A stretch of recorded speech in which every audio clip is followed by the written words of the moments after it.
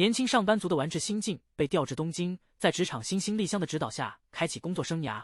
纯真善良的丸治无法隐藏内心，情感总是明显的映照在他的面容上。习惯了城市人情冷暖的丽香，对丸治这种率真的性格格外感兴趣。工作结束之际，丸治约上儿时玩伴健一，一同前去与高中好友李美重逢。健一察觉到丸治对即将见到李美的紧张，戏谑他仍对李美心存情愫，如同高中时一般。久别重逢的三人很快重拾了当年的欢乐气息，聚会氛围愈发温馨。正聊得投入，丸治接到丽香的电话，暂时离席。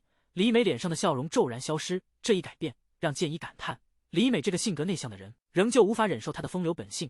殊不知，李美其实是因为与健一独处而感到紧张。丽香随后根据丸治提供的地址，将他遗忘在办公室的钱包送还。结果，健一的热情邀请促成了一场共进晚餐。饭后，丽香主动提出由丸治伴她回家。健一见状，便带着李美先行告辞。在送丽香回家的路上，丽香借归还钱包之事，试图以吻作为谢礼，丸治却严肃地表明亲吻是情感的专属，因此婉拒了丽香。丸治对爱情的认真态度让丽香心动，坦率表露他的喜欢，然后匆忙离开，留下丸治在原地深感东京女性的果敢。次日，丽香的电影邀请再次被丸治婉拒。丸治从同事那里得知丽香与已婚的阿贺部长有染，丽香不再纠缠，建议丸治邀请心仪的李美观影。他已经在之前的聚会中察觉到丸治对李美的情感，担心他的犹豫将错失追求李美的机会，因此决定给予一把助力。在丽香的推动下，丸治终于与李美共赴电影之约。铁热打铁之际，丸治与李美约好再次共进晚餐。面对众多东京餐馆，丸治感到无从选择，只得向健一求助。得知丸治与李美弟约会，健一心中不解地升起一丝嫉妒。时光飞逝，约定的用餐之日就这样到来。丸治意外地发现，李美竟带上了她的闺蜜加入。更出乎意料的是，健一也不知为何出现了。随着酒精的发酵，健一与微醺的闺蜜间暧昧的气氛渐起，这让旁边的李美感到十分不快。她向健一发出警告，不要纠缠她的闺蜜。闺蜜的直率对抗，挑衅李美是否嫉妒她与健一之间的亲密。李美的沉默令经验丰富的健一也觉得措手不及，这让丸治也察觉到了气氛中的异样。晚餐圆满结束后，丸治在送李美回家的途中，不经意间透露了自己内心深处的喜欢。李美仍深陷于闺蜜的玩笑之中，对丸治的表白无动于衷。两人之间流淌着一丝尴尬的沉默。次日，李美偶然得知健一父亲的病情加重，便找到健一，劝他回家看望。他才得知健一与父亲的关系早已破裂，他早已与家庭切断了联系。健一冷淡地提出一起喝酒吃餐，邀请了丸治。李美因为丸治之前的告白而心神不宁，向健一吐露了那晚的一切，并表明他近期不想与丸治相见。健一在听到这一切后，醋意油然而生，一时冲动之下，他吻上了李美。这一行为却让李美惊慌逃走。两人之间长久隐藏在友情之下的喜欢，在这些连续的碰撞中愈发激烈。之后，丸治又约了李美见面，希望了解她对于之前告白的看法。见到李美犹豫不决，丸治意识到自己可能真的没机会了，便急忙澄清那天的告白只是酒话，以此避免进一步的尴尬。分别之后，丸治将自己告白失败的消息告诉了一直关心他的丽香。丽香随即发来消息，邀请他在东京塔前见面。这个邀请稍微抚慰了丸治的心，至少他不必独自一人面对失恋的痛苦。当两人相见时，丸治向丽香娓娓道来他与朋友们的故事，他们之间纯真而持久的关系让一直随波逐流的丽香感到无比羡慕。下一刻，丽香突然大胆地吻了丸治，表达了她深藏的爱意。与此同时，李美在与丸治告别后偶遇了健一。健一此刻尚未得知李美已向丸治表达了拒绝，他对于李美的真实感受也是一头雾水。他颇为试探地建议李美考虑接纳丸治的感情，但这番话却引发了李美的强烈不满。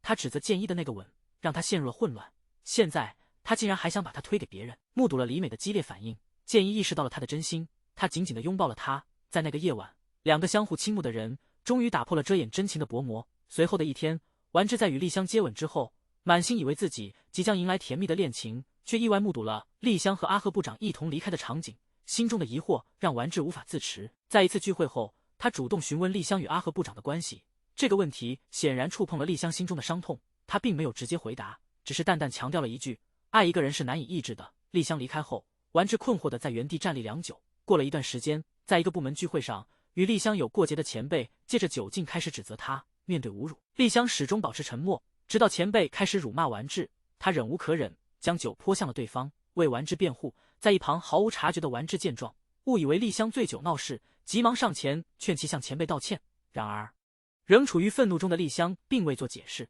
选择了直接离开。次日，丸治从同事那里了解到了丽香与前辈争执的真相，意识到丽香是为了自己才会如此，他自责不已，急忙前往丽香常去的餐厅寻找她，希望通过诚挚的道歉获得她的谅解。一直忧郁的丽香在看到丸治真诚而朴实的表情后，心情豁然开朗，露出了灿烂的笑容。而在另一边，李美正在向她的闺蜜倾诉自己的困惑。自从她与建一坦诚了心意以来，就再也没有见到她。闺蜜认为像建一这样的花心男对待感情不过是一时的玩笑，劝李美不要过于认真。但出乎意料的是，在一切看似无望时，建一突然打来电话，解释了他失联的原因。为了给予李美坚定的安全感，他决心改变，与身边的其他女性划清界限。还没来得及完全消化这一切，李美就发现建一已经站在了他家的门口，紧握着彼此，在此刻释放所有积压的相思。建一听李美提及丸治的玩笑般的情话，一切犹豫顿时烟消云散，趁着聚餐的机会，毫无保留地袒露了两人的关系。丸治面对挚友与挚爱的联姻感到复杂，心中五味杂陈，不知是祝福还是感到失落。幸运的是，丽香机智的插手，假装紧急电话的借口带丸治逃脱了这场尴尬。为了减轻丸治的心痛，丽香陪他一同燃放烟花，烟花下丽香的面容更显迷人。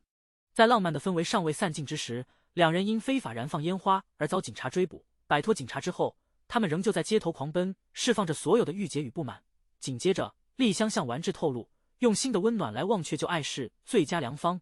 丸治虽困惑于丽香与部长之间的暧昧，但那一晚选择顺从内心的跳动，沉醉在丽香的温度之中。李美和建一袒露心迹，决定携手共进。曾经滥情的建一为了李美，主动斩断一切旧情，全心投入这份感情。李美整理房间时，意外发现建一暗中保存了她心仪的发卡，内心涌起对恋人小惊喜的喜悦，期待着那个赠予的瞬间。不料人的本性难以轻易改变，尚在校园的医学生成了建一的新欢。那发卡本是为他准备的礼物，李美等待的礼物迟迟未至，她再次翻找建一的包，只见那发卡已消失无踪，心如坠入冰窟。尽管心中满是疑惑，她仍旧不肯相信建一的背叛，在与闺蜜的抱怨中还为她辩解。一夜情深的丸治醒来，未见丽香的身影，误会她只图一时之乐。面对面时，丽香的冷漠让丸治的猜疑更深。他讽刺地问丽香是否总是这样寻欢，这话深深触动了丽香的心。他未曾料想自己在丸治眼中竟是如此轻浮。遭受这般不快的交谈后，丽香开始故意疏远丸治，令丸治逐渐察觉自己的鲁莽发言或许真的伤害了丽香。此时丸治通过同事得悉丽香在工作中发生意外，急送医院。他匆忙赶往医院，见丽香安然无恙，他悬挂的心中得安放，温柔地为自己的失态向他道歉。丽香明白丸治是因关心他才赶来医院，将之前的不快抛诸脑后，恢复了以往的热情。丽香和丸治一同出席了建一与李美的聚会。闲聊中，丽香了解到丸治家乡的风俗，邀人共游庙会即是示爱之意。直接的丽香马上邀请丸治带她去，却被拒绝。丸治对丽香的心思感到迷惑，心中也未能完全释怀李美。当李美与建一不断催促他带丽香去游庙会时，他心中涌起莫名的怒火，却未察觉丽香的面色逐渐暗淡。在回家的路上，丽香回想丸治在餐厅的举止，心中已有定见。她觉得既然丸治心有所属，就无需再纠缠下去，可以将过往尽数忘却。丽香这样说着，迈开脚步离开，留丸治一人深陷沉思。另一天，丸治偶然与阿贺部长共餐，得知对方曾为丽香舍弃婚约，却未与丽香终成眷属。得悉丽香与阿贺部长非情侣，丸治突感一阵释然，日子继续如常。丸治发现丽香请假未至办公室，发去的信息犹如石沉大海，心情不由得陷入低落。此时丸治才真切感受到自己对丽香的深情，忍不住向丽香发送思念的讯息。终于他等到了丽香的回信，得知她正在国外度假。丸治提出丽香回国那天，他将直奔机场迎接。转眼接机的日子到来，望着深爱的丽香，丸治的脸上浮现出喜悦的微笑。机场晚风中，丸治真挚地向丽香袒露了心迹，丽香同样激动地回应了这份情感。尽管丽香似蒲公英般漂泊，丸治依旧誓言无论遇见何种风浪都将紧握不放。然而就在丸治沉醉于爱河之时，李美却正因与建一的关系感到苦恼。建一的频繁失踪令他感到不安，建一总能轻易找出借口来安慰李美。李美在建一不知情时，私下阅读了小尚的信息，发现建一一直与小尚相伴，心中迷茫不知所措。李美从震惊中平复后，开始在社交媒体上搜索这名叫小尚的女子到底是谁。得知小尚是建一的校友，且兼具美貌与品味。李美担忧自己不久将被抛弃，愈发焦虑的李美想起懂建一的丸治，便向他发起了见面的邀请。丸治尽管已与丽香有约，却在看到信息后不由自主地撒谎有事，未赴丽香的约，转而响应了李美。得悉李美的苦衷，丸治不禁为她感到心疼，承诺会监督建一改正风流倜傥的行为。在丸治的慰藉中，李美绷紧的情绪终于得以稍微舒缓。两人告别时，天降暴雨，丸治不假思索地将伞让给了李美，而自己则淋着雨前行。李美又一次联系不上剑一，再度深陷猜疑。为摆脱这种糟糕的心绪，李美决定陪闺蜜小石参加聚会。酒后忧愁愈甚的道理在她身上得到了印证。醉酒之际，剑一的电话被小石恰好接起，他希望他能尽快来接酩酊大醉的李美回家。两人回到家中，在酒精的鼓舞下，李美提出了对剑一和小尚关系的质疑。剑一作为老练的情场高手，面对出轨被揭露却毫不慌乱。剑一的指责反而将矛头转向了李美，把焦点放在了他侵犯隐私的行为上，默默无言。李美觉得自己处于下风，无法反驳。她突然改变了口吻，声称李美是她心中唯一的挚爱，并将小尚归类为仅能共享学习笔记的普通同学。经过这番花言巧语后，经验尚浅的李美被抚慰，不再胡思乱想。为了补偿之前的失信，丸治提议带丽香去海滨城市散心，特地向剑一借了车，以便这趟旅行。旅途中，他们尽情享受着美食和娱乐，沉浸于这片刻的自在与轻松。随着一天的行程渐入尾声，他们一同走向海岸线，目睹那金色的夕阳在海面上泼洒出璀璨的光芒。丽香对这份美景赞叹不已，然而她并不知道，这背后隐藏着即将到来的悲剧。当晚，丸治和丽香归还汽车，在剑一家享用了李美精心准备的晚宴。餐后，他们在夜风中轻松地讨论各自的爱情观。丸治认为剑一的神秘消失会令伴侣感到不安，强调男性在恋爱中应首先提供安全感。丽香则持有不同观点，认为恋人之间应保持独立，无需时时相互汇报。即使丸治私下与其他女性会面，他也不会在意。剑一对丽香的自由空间理论表示赞同，但他自己却不能容忍李美与其他男性保持过于密切的关系。在临别之际，李美随手归还了之前与丸治见面时借用的伞。丽香想到那伞只在下雨天出现过一次，丸治取消约会的那一天，她的好心情因丸治的谎言而瞬间崩溃。在回家的路上，丽香质问丸治是否为了和李美见面而撒谎。在得到肯定的回答后，丽香感到了极度的失望。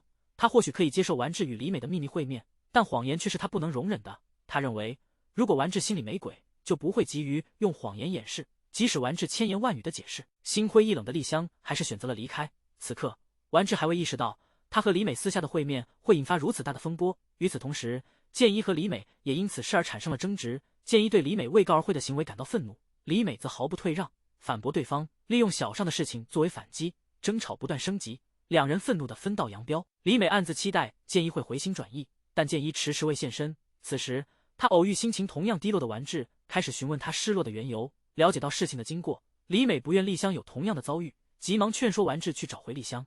在李美的鼓励下，丸治四处寻找，却始终未见丽香踪影。此刻，独自一人不知去向的丽香打电话求助，联系到了曾与他亲密的阿贺部长。丸治为了安抚情感受创的李美，私下与他相见，担心丽香误会自己因李美而放他爽约，便谎称有客户会晤。聚会结束后，丽香揭穿了这个谎言，并感到非常愤怒，愤然离去，留下丸治一人。愤怒的他联系亲密的阿贺部长作为司机。同时，李美与丸治的秘密会面让剑一心存芥蒂，李美也记挂着剑一曾偷偷与小尚会面的旧事。双方争吵，均不肯退让，最终以不欢而散告终。剑一最终决定低头寻求和解，李美也愿意释怀过去。而丸治的情况没有那么顺利，他一直希望能与丽香好好的解释，但丽香对他不闻不问。在这关键时刻，阿贺部长找到了丸治，在送丽香回家后，了解到他们的矛盾，劝告丸治珍惜丽香，勿致错失良机。阿贺的劝诫使丸治醒悟，他决心向丽香郑重道歉，挽回她的心。随后，剑一邀请丸治共进晚餐，主要是确认丸治是否已放下对李美的牵挂。得知丸治心中只有丽香，剑一终于放心，并给予建议，指出挽回爱情不仅需要道歉，还需付出行动。剑一的建议激发了丸治的灵感，他找到丽香，真诚地表达了歉意，提供了丽香偏爱的美味佳肴，向丽香表达了挚爱以及改错的承诺，终于赢得了丽香的宽恕。次日清晨，心情愉悦的丽香突生奇想，邀丸治共同逃班。二人选购了油漆，赶至丽香新购的广告墙，尽情的涂鸦创作，企图在都市一隅留下彼此的痕迹。欢乐时光总是匆匆流逝，随着夜色的降临，夜灯下的东京及丽香展现出迷人光彩。丸治感慨地说，眼前的丽香如同东京，充满了生机与激情，也同样充满了未知和不确定。曾惯于稳定生活的他，难以适应快速的东京节奏和随性的丽香，但现在他全都接受。说罢，他紧拥丽香，在这片夜空下与她放声大笑。与丸治和丽香的浪漫相比，李美的爱情却是焦虑和混乱。他为剑一送去遗落的手机，恰遇剑一与小尚的亲密场面。剑一并未做出任何解释，冷淡地接过手机。李美心中充满疑惑，却又害怕质疑，只得带着猜疑黯然离开。当晚剑一拜访李美家，他并未解释与小尚的暧昧举动，只是直言自己向来随心所欲，不愿被束缚。但如果这让李美不安，他愿意李美搬来与他同住。李美面露迟疑，未能即刻作答。第二日，由于不觉得李美与闺蜜石小石分享此事，小石认为同居会降低女性价值，变成无常的家政，劝李美应果断回绝。这时，李美突感阑尾炎发作，昏厥过去。醒来时，发现自己在建一实习的医院中，在建一的安慰下，实习医生小尚突然现身，主动向李美解释昨日的误会，表示自己即将成婚，让李美安心，误解一扫而空。李美心中的迟疑荡然无存，她接受了建一之前的提议，决定搬来同住。那晚，建一邀请小尚共饮，表达感激，感谢他为解释误会所做的努力，并直言无需捏造不存在的魏嚼郎做掩饰。当建一得知小尚的婚事早已被父母定下时，他情急之下追问是否真心愿意顺从父母的安排。小尚沉默不语，然而他的神情透露出对这种人生的迷茫。建一与小尚道别不久，就瞥见他独自蹲在路旁，泪流满面。他立刻返回，关切地探寻小尚的处境。在酒精的鼓舞下，小尚终于吐露了心中的秘密。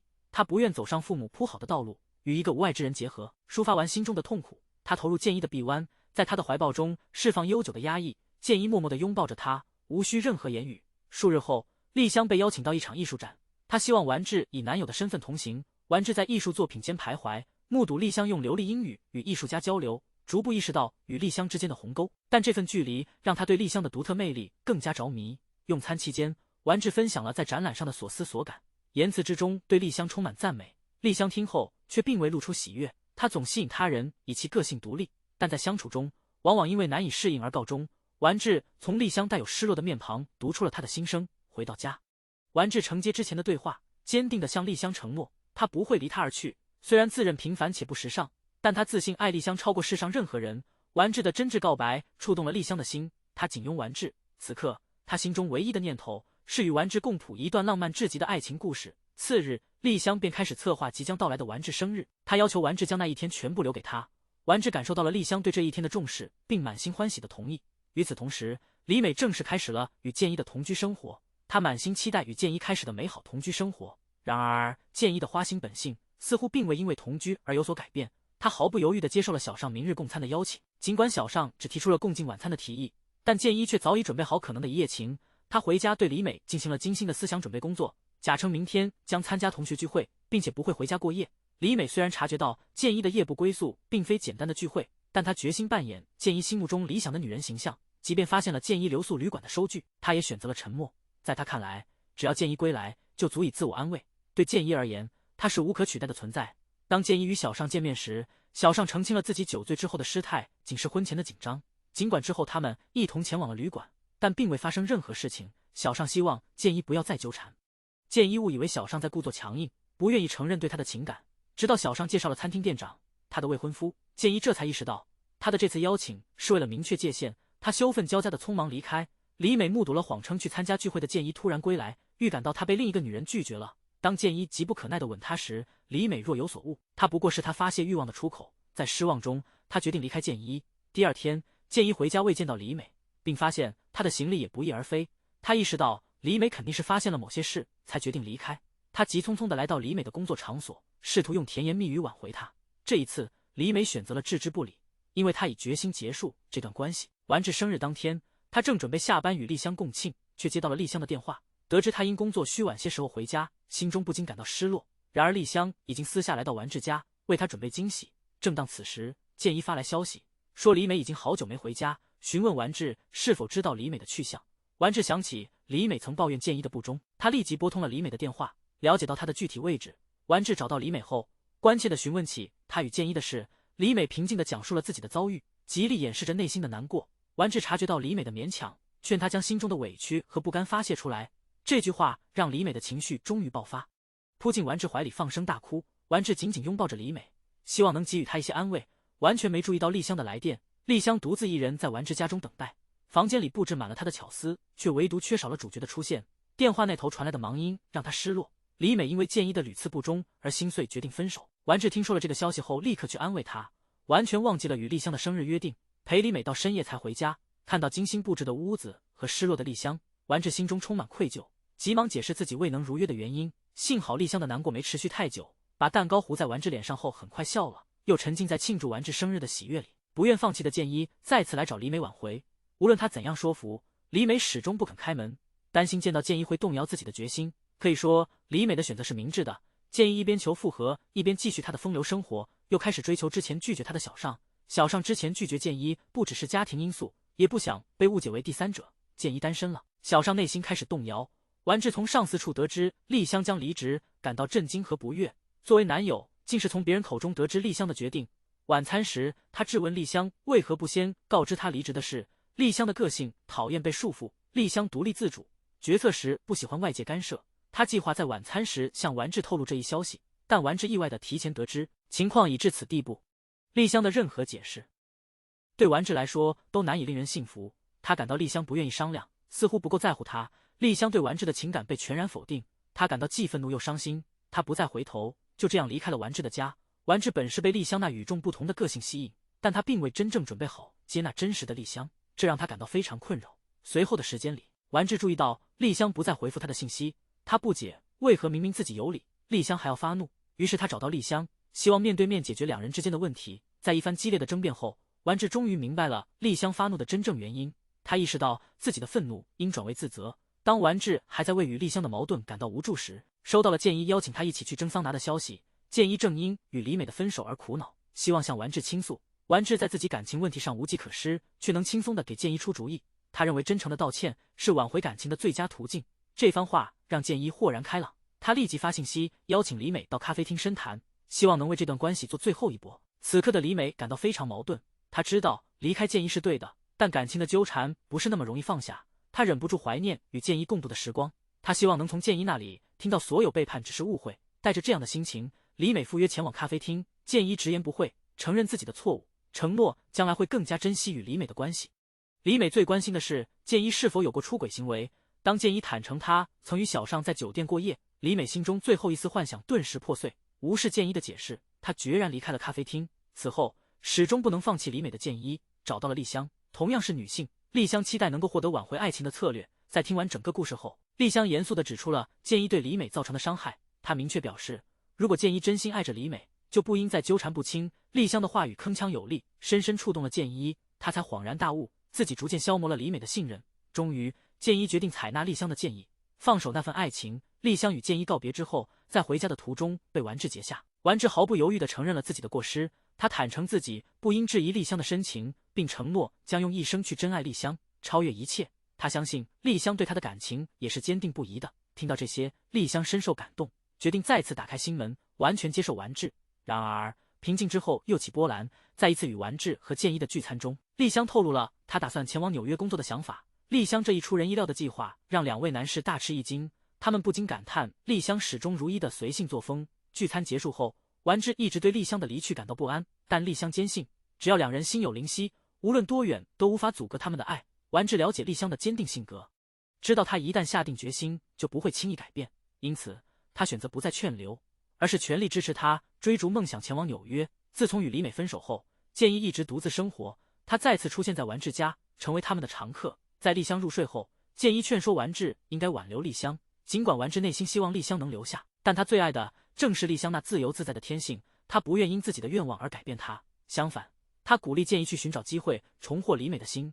建一知道自己与李美之间的裂痕已无法修复，他选择了沉默。不久之后，建一接收到家乡传来的噩耗，父亲去世。在赶回家参加葬礼的路上，他从母亲那里得知了更多往事。原来父亲为了让建一继承家业，曾千方百计阻挠他学医，甚至不惜与他断绝父子关系。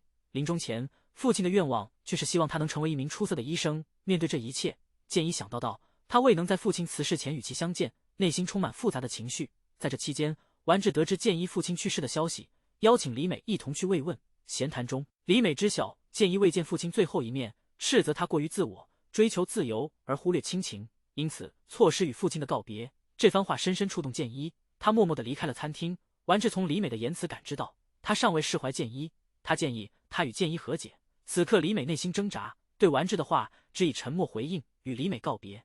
丸治给建一留下了电话信息，希望他理解李美的真心。建一听到留言，深思熟虑后决定与李美和好。就在此刻，门铃声响起，一心想与建一复合的小尚突然造访，泪眼婆娑倾诉着他的爱。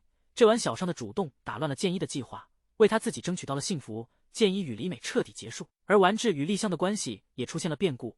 丸治计划在丽香离开前，共同制造一些美好回忆，约定周末一同回乡参加年度庙会。丽香由于丸治曾言参加庙会是情感认同的象征，故意推迟了前往纽约的时间。然而丸治负责的项目因客户一言要求全部重来，他不得不取消与丽香的庙会计划。丸治对客户的专制行为抱怨不已，丽香担忧负面情绪影响工作，抑制自己的失望，用职场经验劝说丸治，对待客户只能选择妥协。这一做法彻底激怒了丸治，他觉得丽香的出国决定与客户的专制要求一样，都迫使他让步，认为丽香站在客户一边是因为他的选择轻松。丽香不解为何丸治反对他出国，却未早言明，与丸治大吵一架后，拖着行李踏上前往纽约的旅程。建一在小尚的热情追求中放弃了追回李美的念头，陷入对小尚的深深爱恋中。丽香辞职后决定在纽约开启新篇章，与丸治争吵不休，孤身一人启程前往纽约。丸治望着空无一人的家，开始后悔自己冲动的言语，冲出家门去寻找丽香。经过漫长的一夜，在丽香登机前找到了她。丸治的急切寻觅让丽香感动，她不想带着争执离开，最终接受了丸治的道歉，以一个深情的拥抱告别，不顾旁人在机场大声表达爱意，希望即使相隔万里，他们的爱也能不变。丽香离开后，丸治每天与她保持通话，收到丽香亲手制作的明信片时，丸治喜悦地将其贴在墙上。不久后，李美邀请丸治一同观影，在影院偶遇建一和小尚这对新恋人。李美发现自己曾想要的发卡现在戴在小尚头上，讽刺地评论了那发饰。说完，拉着丸治离场。自尊心强的小尚误以为建一仅将他视作李美的替代，愤怒地扔掉了发卡，独自离开。李美离开后，开始后悔自己刚才的话，不解为何对建一的出轨无恨，反而对小尚怀有敌意。意识到可能是由于自己的占有欲，不禁落泪。丸治看到李美的泪水，感到心疼，对伤害他的建一怀有怨恨。晚上愤怒不已的丸治约建一喝酒，情绪激动，动手打了起来。建一也不退让，心中对丸治和李美的单独相处感到不悦。尽管如此，二人很快和好如初。在江边的夜风中，建一吐露了多年的心声，一直以为丸治与李美更般配。当他目睹两人独处的画面，心中不免泛起嫉妒。他下定决心要重新开始，全心全意投入与小尚的关系，相信不久的将来，对李美的思念会淡去。建一却未意识到，他无意中提到的般配让丸治沉默不语。第二天，在医学院找到小尚，他解释了昨晚的误解。他坚定地向小尚表达了自己唯一而独特的爱，并展示了与他一起追求自由生活的决心。建一的真诚打动了小尚，他决定信任眼前深爱他的这个男人。在接下来的日子里，丽香不断寄来的明信片装点了丸治的墙壁，但这些卡片未能温暖丸治逐渐冷却的心。通话时，丸治的心思已经飘远。后来，丽香的明信片被丸治随意堆放，变成了一摞。之后，丸治生病卧床不起，李美得知好友生病，急忙赶来照顾。他看着墙上一张张明信片，不禁为远在异国的丽香对丸治的深情所感动。借此机会，丸治向李美倾诉了异国恋带来的困境与苦恼。最初他相信，无论距离多远，他与丽香的爱都不会改变。随着丽香离开的日子拉长，丸治开始习惯了孤独的生活，甚至有了想要与丽香断绝关系的念头。这种念头让他感到深深的自责。幸运的是，李美的温柔安慰恰逢其时，在他的陪伴下，丸治的孤独之心逐渐被填满。他们俩情不自禁的相拥而吻。第二天，丸治的心还沉浸在与李美的甜蜜之中。回到家，却意外见到丽香归来。面对久别重逢的女友，他不知如何是好。丽香并未察觉丸治的异样，他急切的希望与丸治尽情倾诉爱意。一夜过后，丽香察觉到丸治对于他特意归来毫无反应，甚至显得有些厌烦。当他激动地邀请丸治一起出游时，却遭到了他冷淡的拒绝。即便是约定晚上的约会，也被他以借口推脱。丸治反常的行为让丽香感到了不同。他意识到，在他离开的这段时间里，丸治对他的感情已经变了。他携带着满心期待回国，却在瞬间失落。与此同时，李美也在为他和丸治之间模糊的关系感到困扰。自从那个吻之后，丸治的形象在他心中挥之不去。他悄然意识到，对丸治的情感已经悄悄萌芽。在心中挣扎的同时，丽香不经意间送来了礼物。把握这个时机，李美决定向丽香坦白她和丸治的亲密举动。听闻此事，丽香愣住了，一时间语塞。她深知爱情无法遏制，因此并未责怪李美。然而，这一意外令她感到迷茫。她不确定自己和丸治的关系是否能在这次波折后继续。回到家，丽香反思丸治的冷淡，她明白了他并不期待她的留下。丽香便打电话给丸治，告知自己即将结束休假返回纽约。她还抱有一线希望，渴望未来夏天能与丸治一同参加他们曾约定的庙会。电话那头的丸治态度冷漠，粉碎了丽香最后的期待。失落的丽香漫无目的地走在街上，偶然遇见了前男友阿和。两人闲聊之际，丽香不禁提及丸治，眼泪不由自主地涌出。见状，阿和心疼地拥她入怀，试图安慰。经过一段时间的思考，李美决定坦诚向丸治表达自己的心意，要求丸治在他和丽香之间做出选择。丸治感受到李美的坦率，也坦诚了自己对她的深情。为了与李美开启新篇章，丸治计划在丽香下一次回国时结束他们的关系。与此同时，建一和小尚的关系也达到了转折点，两人决定向小尚的父母坦白，不会再遵循他们的人生规划。遭遇父母的强烈反对，小尚陷入沉默，未能立刻表态。在离开前，建一抛下挑战性的问题，质问小尚真正的人生选择。不久，建一得知小尚即将与父母安排的未婚夫结婚，这一消息让他深刻意识到小尚已经在两难中做出了选择，心中充满失落。当丽香再次休假回国的日子到来，满心忧虑的丸治前往机场迎接她，两人相聚，共进晚餐，畅谈往事。在护送丽香回家的途中，丸治鼓起勇气提出了决绝的分手，坦白告诉她，他心中已有所属。虽然丽香有所预感，但当这个决定轻耳被说出，仍旧令他心如刀绞。他默默忍泪，未作声响，内心不禁感慨，对丸治的那份不变爱恋终不过是幻想。次日，建一向丸治透露，他在医院偶遇丽香领取孕妇手册的情景，私下查看了丽香的体检结果，得知丽香已孕在身。这条消息令丸治心乱如麻，他急切地与丽香见面，直问他为何没将这般重大的消息告知。丽香倔强地认为，在分手之后才说孕事，无异于以孩子为牵绊，挽留感情。他的骄傲不允许这样的情境发生，泪眼婆娑中坚决喊出他会独自抚养孩子，希望丸治从此别再介入他的生活。小尚长久以来总是顺从父母，但最终未能鼓起勇气与建一同行，选择了与父母安排的未婚夫结合。而丸治在长距离的爱恋中对丽香的热情已逝，正值此际，李美的陪伴重燃了他对往昔暗恋对象的情感，决定在丽香归国之际结束这段关系，与李美开始新生活。然而，正当他认为一切尘埃落定，建一的话语让他得知丽香怀孕的意外，纠结于爱与责任之间。即使曾决意分手，丸治仍觉迷茫。丽香不愿孩子成为挽回感情的工具，也不想因为分手而影响孩子的未来，坚定的决心独自生下这个孩子。随后，阿和得知丽香的怀孕后找到了丸治，他尚未得知丸治与丽香已分手的事实，此行是为了坦白他曾在丽香假期回国时与因丸治而伤心的丽香有过一夜情。尽管不确定孩子的父亲是谁，阿和希望能对丽香负责，请求丸治放手丽香。丸治对此震惊又愤怒，但也因此感到一丝释然，能与丽香有个了结。翌日，丸治接到丽香的电话，他邀请她来到他们共同回忆的屋顶。丽香告诉丸治，医院的检查确认孩子是阿和的。丽香已决心接受阿和的求婚，决定和丸治的过往画上句点，开始新篇章。他虽强颜欢笑，但在丸治不经意的关怀下失手，情感洪流终究无法抑制，紧拥丸治，让泪水说了话。不解爱情的转折，心中满是疑惑，追问丸治是否曾真心相爱，却换不来已变心丸治的回眸。两人的道路此刻分岔，丸治立即去见李美，坦诚与丽香的关系已成过去，两人为未来的恋情喜悦相拥。丸治在李美的臂弯找到了安宁。次日，丸治与李美计划共赴郊游，阿和慌乱地闯入寻找丽香，原来丽香拒绝了阿和，留言称要与丸治复合。阿和不服，欲找丽香要个清楚，却发现丽香的婚事只是幌子。丸治醒悟丽香的用意是为了让她毫无牵挂地与李美相伴。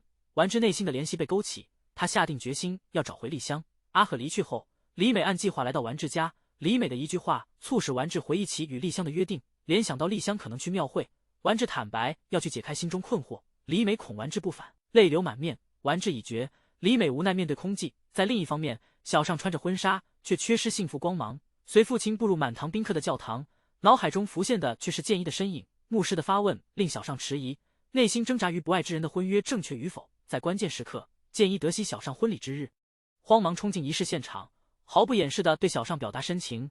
他向小尚提出一同追求自由的生活。小尚的内心迷茫终于找到出口，决心摆脱桎梏，追求真正的自我，与建一一同追寻属于他们的幸福。他决定离开教堂的那一刻，两人面带幸福的微笑，不出教堂。镜头转换，丸治跋涉回乡，最终在海边发现丽香。他向丽香大喊其名，丽香转身以灿烂笑容回应丸治。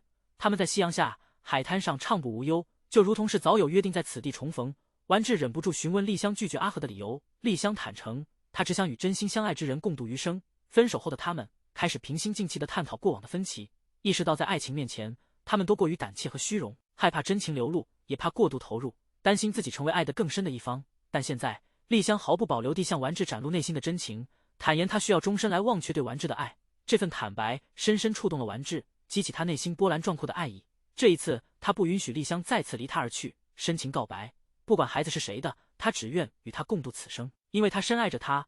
完治随即献上深情款款的一吻。夜色渐浓，两人手牵手逛庙会，共享地摊美食，同做祈福之愿，重温恋爱时的甜蜜时光。正当完治沉醉于与丽香重归于好的喜悦时，丽香忽然提议去买棉花糖。起初完治并未多想，但丽香的身影消失在人潮中，他感到一阵莫名的不安，急忙奔向棉花糖摊。